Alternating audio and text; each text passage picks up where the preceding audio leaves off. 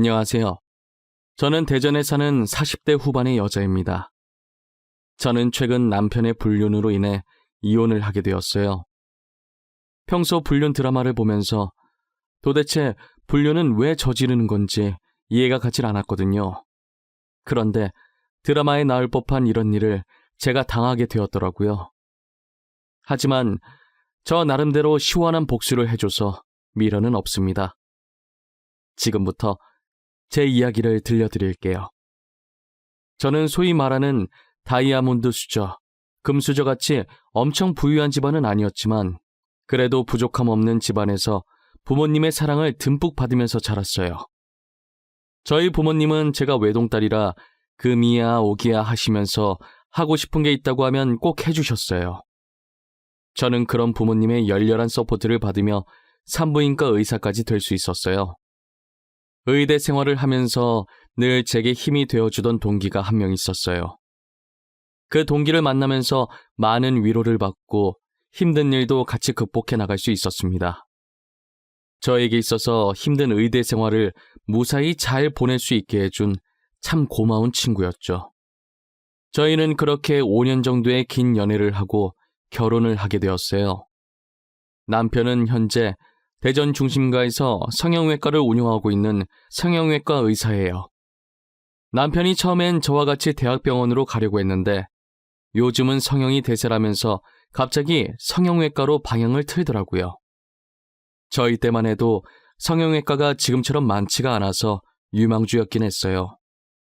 그래서 저도 남편의 의견에 딱히 반기를 들지 않았었어요. 저와 남편은 너무나 반대되는 성격을 지니고 있었어요. 제 성격은 숨김없는 털털 그 자체였고 남편은 다정하면서도 섬세했거든요. 반대되는 성격이 잘 맞는다는 게 꼭 없는 말은 아니었나 봐요. 남편과 저는 살면서 단 한 번도 싸운 적이 없었어요. 보통 저의 직설법인 화법을 들으면 다들 화나서 본인한테 시비 거는 건 줄 알아요. 하지만 남편은 제가 전혀 화나지 않았고 그냥 의견을 제시하는 것뿐이라는 걸 잘 알고 있어서 저희는 전혀 싸울 일이 없었죠. 그때까지만 해도 저희 인생에는 이혼이란 단어가 없을 줄 알았습니다.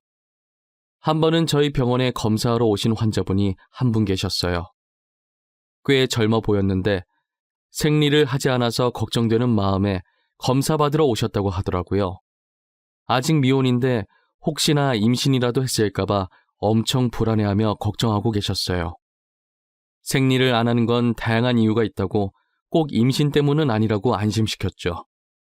그런데 최근 환자분이 느꼈던 증상들을 들어보니 임신이 맞는 것 같더라고요. 저는 초음파 검사를 한번 해보자고 환자분께 권했어요. 환자분은 처음에 무서워서 검사 안 하겠다고 하다가 결국 침대에 누우셨어요. 초음파를 확인해보니 설마가 사람 잡는다고 임신 6주차더라고요.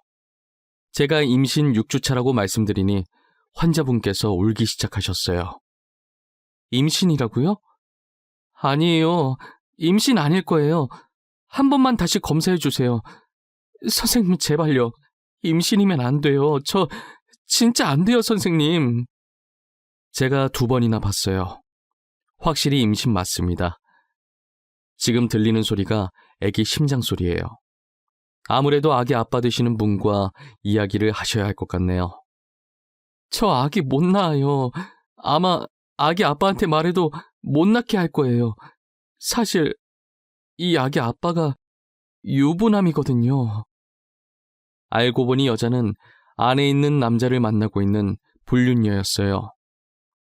드라마에서만 보던 불륜녀를 직접 내 눈으로 마주하게 되니 기분이 굉장히 이상하더라고요. 여자는 인생 한번 펴보려고 돈 많은 의사를 만났다고 했어요. 하지만 그 남자는 본처와 헤어질 생각이 전혀 없어 보였대요. 그런 남자라는 것을 알지만 언젠간 자신한테 올 거라는 믿음 하나로 계속 만남을 이어왔던 거죠. 그러다 덜컥 임신을 해버렸고 아기가 있다고 해서 자신한테 올 남자가 아니라는 것도 알았어요. 여자는 제게 울면서 거의 빌다시피 수술을 해달라고 했다가 아기 심장 소리를 듣더니 도저히 수술 못하겠다고 나중에 다시 오겠다고 하고 나가더라고요. 불륜녀라고 해서 그런지 불쌍하다는 생각은 전혀 없었어요. 배우자가 있는 걸 뻔히 알면서 남의 가정을 망치고 있는 여자인 거잖아요. 다 자업자득이라고 생각하고 혀를 차면서 퇴근 준비를 했어요. 저는 저녁을 먹으면서 그날 병원에서 있었던 일을 남편에게 이야기했어요. 맞다, 자기야. 나 오늘 병원에서 되게 황당한 일 있었다. 아마 자기도 들으면 황당해서 말이 안 나올걸? 무슨 일인데? 또 진상 환자 왔었어? 당신한테 뭐라고 해? 저번에도 진상 환자 한 명이 당신한테 난리치고 갔었잖아. 나 완전 드라마 보는 줄 알았잖아. 살면서 불륜녀를 오늘 실제로 처음 봤어. 아니, 글쎄 불륜녀가 왔는데 임신 6주차인 거야. 나보고 임신하면 안 된다고 수술해달라고 난리였어. 아, 진짜? 불륜녀 벌 받은 거네. 엄한 남의 가정을 깨려고 난리래. 그러게 임자 있는 남자는 꼬시는 게 아니지. 그치? 근데 남자가 본처랑 헤어질 마음이 전혀 없어 보인대. 아참, 남자 직업이 우리처럼 의사래. 진짜 같은 의사라는 게 수치스러워. 결국은 애기 심장 소리 듣고 수술 못하겠다고 나가더라니까. 남편은 제 얘기를 듣더니 눈에 초점이 없어지고 얼굴도 새하얘지더라고요. 그러다 들고 있던 숟가락까지 떨어뜨리기 시작했어요. 자기야, 내 말 듣고 있어? 어머, 갑자기 왜 숟가락을 떨어뜨리고 그래? 잠깐만, 내가 숟가락 새 거 다시 가져다 줄게.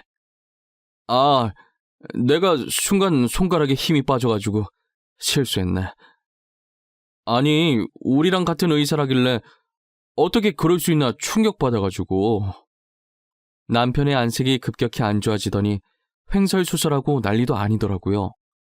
평소에 한 번도 그런 적 없던 남편이 저러고 있으니까 저는 분명히 남편한테 뭔가 있다는 확신이 들었어요. 남편이 잠든 것을 확인하고 저는 몰래 남편 핸드폰을 들고 거실로 나갔어요. 남편의 핸드폰을 몰래 보려고 하는데 잠금이 설정되어 있더라고요.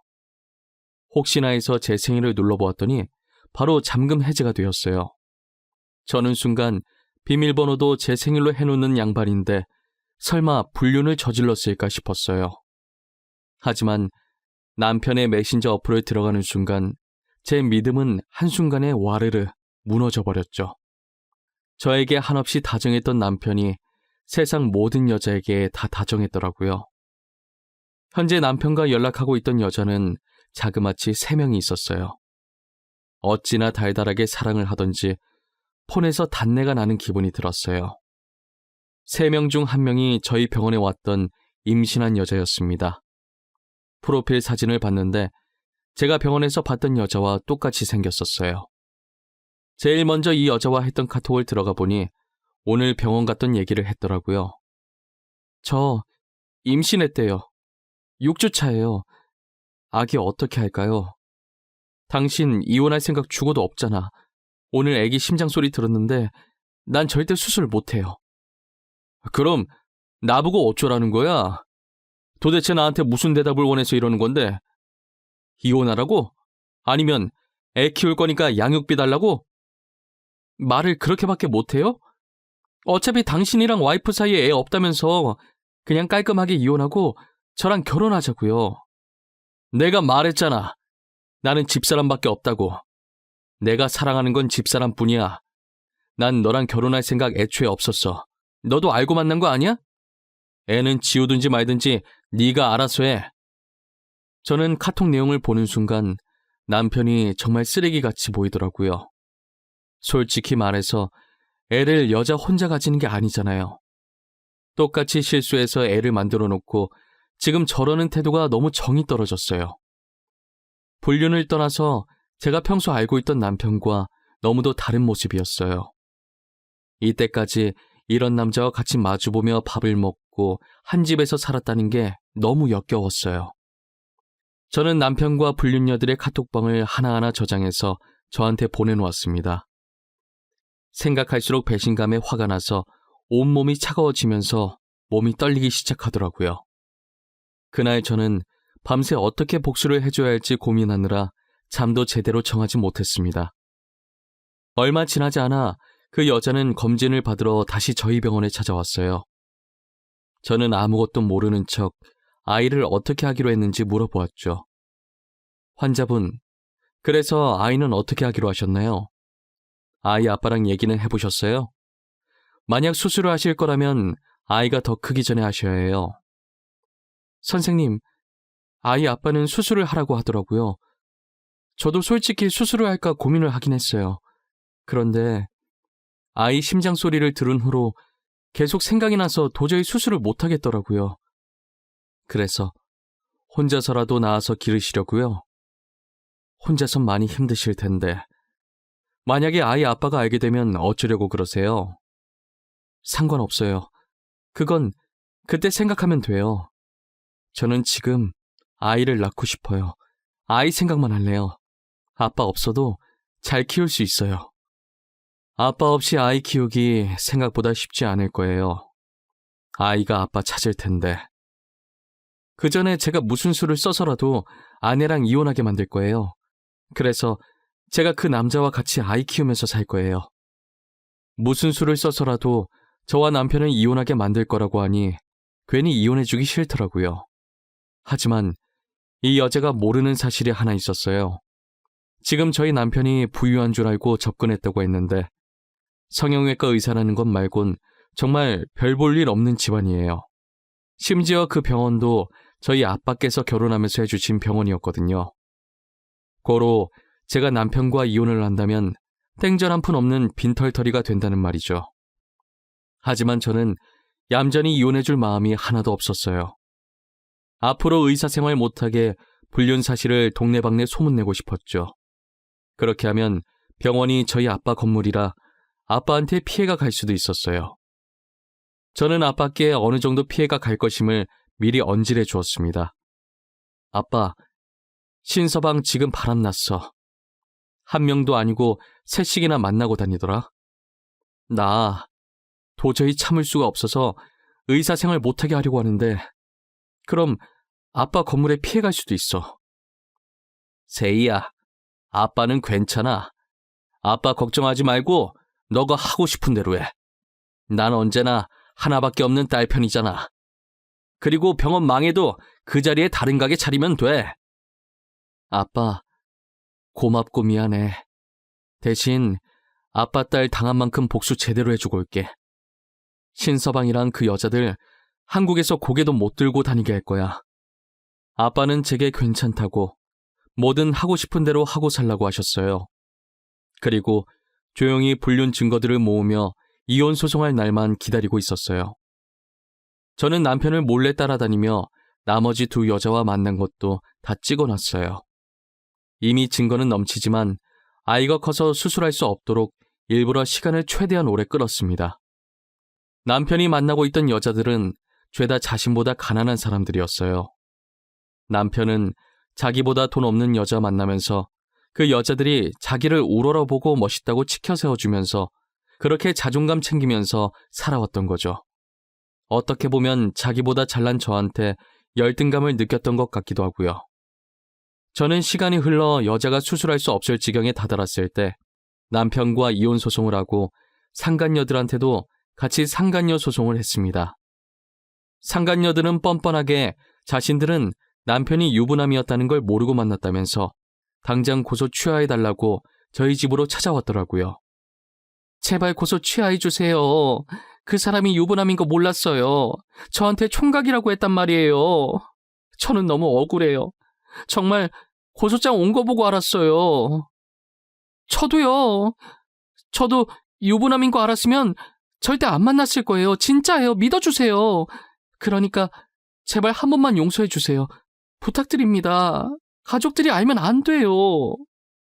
카톡을 보니 제 남편이 미리 유부남이라고 말하고 만났던데 몰랐다는 게 말이 되나요? 그리고 자기 가족들이 상처받을 거 생각한 사람들이 제가 상처받을 건 생각을 못했나 봐요. 물론 임신했던 여자도 뒤늦게 다른 상간녀들처럼 몰랐다고 하려고 했는지 뻔뻔하게 저를 찾아왔고요. 아니, 잠시만 다들 비켜봐요. 나도 이 여자한테 할 말이 있으니까. 나도 유부남인 거 몰랐어. 그리고 난 이 남자 애까지 가진 사람이야. 뭐야? 당신이 이 남자 와이프였어? 저희는 구면이네요. 여기서 보니까 또 색다르지 않아요? 주변에 수많은 병원들이 있는데 하필 검진을 받으러 와도 나한테 왔을까? 제 발로 잘 찾아오셨더라고요. 그럼 그동안 다 알고 있으면서 날 갖고 논 거야? 당장 대답해. 이때까지 네가 나를 가지고 논 거였냐고! 가지고 놀다니요. 말하는 것도 천박하네. 수준이 딱 거기까지니까 이런 짓을 하고 다녔겠지. 아이는 이제 어떻게 키우려나? 우리 남편은 이제 빈털털이 될 텐데 혼자 키우든 둘이 키우든 잘 키워봐요. 그 여자가 저를 보자마자 놀라는 표정이 얼마나 볼만하던지 혼자 보기 아까웠다니까요. 다른 상간녀들도 서로를 보며 한 명이 아니었냐면서 한마디씩 거들고 있었어요. 저는 이미 유부남인 거 알고 만난 증거들 다 있다고 고소 취하해줄 생각 없다고 하고 돌려보내려 했어요. 하지만 취하해주기 전까지 절대 나갈 수 없다며 뻗팅기길래 결국 경찰 불러서 내쫓아버렸습니다. 그리고 모든 불륜 자료들을 상간녀들 회사 커뮤니티에 익명으로 올렸어요. 남편은 제가 의사협회에 글을 올려서 앞으로 의사생활을 하기에 충분히 힘들어 보였는데 동시에 사소하게 있었던 의료사고들도 한 번에 터지면서 의사생활을 거의 못한다고 볼 수 있었죠. 그렇게 남편의 병원은 한순간에 망해버리고 알고 지내던 의사들도 남편과 손절해버렸어요. 모든 것을 잃은 남편은 대출까지 받아서 저한테 위자료를 줬어요. 그리고 상간녀 중에 가족들이 알면 안 된다고 빌었던 여자가 유부녀였나 봐요. 상간남 소송까지 당하는 바람에 결국 엄청난 빚만 떠안게 된 것이죠. 상간녀들도 저한테 줄 위자료가 없어서 사채까지 쓴 모양이에요. 돈을 노리고 남편에게 접근했던 그들이 빈털터리가 된 것을 보니 너무 통쾌했습니다. 한 번은 이혼하고 나서 남편이 제 병원에 찾아온 거예요. 세희야, 그동안 잘 지냈어? 내가 염치 없이 여기 찾아오면 안 되는 거 아는데 너가 너무 보고 싶어서 왔어. 내가 사랑했던 사람은 정말 너 말고는 아무도 없었어. 나야 뭐 잘 지내지. 전보다 훨씬 살기 좋아. 그리고 난 너 전혀 안 보고 싶었는데. 나를 그렇게 사랑했다면서 왜 다른 여자들을 만나고 다녔니? 네 말 앞뒤 전혀 안 맞는 거 알아? 내 인생에서 여자는 정말 너밖에 없었어. 그 여자들은 그냥 친구 같은 사이였던 거지. 사랑했던 감정은 전혀 없었어. 만나면 재밌어서 몇 번 놀았던 것뿐이야. 지금 그걸 말이라고 하고 있는 거야? 너는 재밌어서 몇 번 노는데 애까지 만들고 다니니? 그래서 그 애는 나도 불쌍한 인생 살 것 같은데 애한테 미안하지 않니? 애는 그 여자가 키우기로 했어. 애초에 내가 의사라서 집안이 부자인 줄 알고 접근했더라고. 너랑 이혼한 후로 의사 생활도 못하고 내 집안도 알고 나니 바로 그만하자고 하더라. 그렇게 다시 만난 남편의 꼴은 말도 못하게 망가져 있었습니다. 빚은 쌓여 있는데 의사 생활은 다시 못하니 막노동이라도 하고 있더라고요. 꾸준 일이라고는 해본 적이 없던 양반이 난생 처음 막노동이라는 몸쓰는 일을 하려니 얼마나 힘들겠어요. 살아온 정이 있어서 그런지 안쓰럽긴 한데 자기가 자초한 일이라 도와주고 싶진 않았어요. 그래도 요즘에 남편과 제 사이에서 아이가 없다는 걸 천만다행이라는 생각을 했어요. 만약 저희에게 아이가 있었다면 아버지의 행동에 얼마나 상처를 받았겠어요. 저는 앞으로 다른 남자를 만나 연애를 하거나 재혼을 할 생각이 눈꼽만큼도 없어요. 다들 저보고 아이도 없으니 새 출발하기 좋다며 얼른 털고 일어나서 다시 시작하라더라고요. 제 인생에서 결혼은 한 번이면 좋겠어요. 2번 상처받고 싶진 않았거든요. 무엇보다 제일 중요한 건 더 이상 사람에게 믿음이 가지 않았습니다. 절대 그러지 않을 것 같았던 사람에게 배신을 당하니 그렇게 되더라고요. 남편은 지치지도 않는지 제가 매번 답장을 안 하는데 아직도 미안하다고 연락이 오더라고요. 지금 이 글을 쓰는 와중에도 미안하다고 용서해달라는 문자가 왔네요. 저는 죽는 날까지 그들을 용서할 수 없습니다. 불륜은 아무것도 모르는 죄 없는 상대방에게 상처를 주는 짓이에요.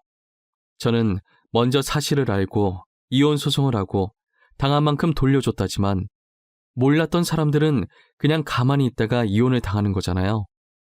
남에게 상처 주는 짓을 한다면 언젠간 다 자신에게 돌아가게 되어 있다는 것을 여러분들은 잊지 않으셨으면 좋겠습니다.